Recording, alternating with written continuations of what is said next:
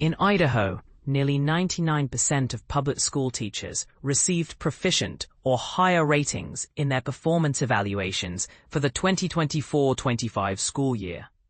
This high rating percentage is consistent with previous years, indicating a strong performance trend among teachers.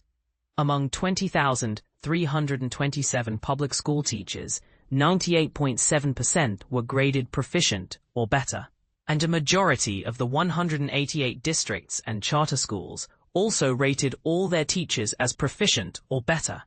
Only 270 teachers across the state received grades below proficient. The state board redacted data from 7 districts with fewer than 5 teachers to protect teacher privacy. Performance evaluations are crucial as they impact teachers' certification renewal, salary increases, and state funding. However, they have been a source of tension due to the potential for inflated ratings and the challenge of linking positive evaluations to actual salary increases. In 2016, 2 superintendents were reprimanded for inaccurate evaluation data.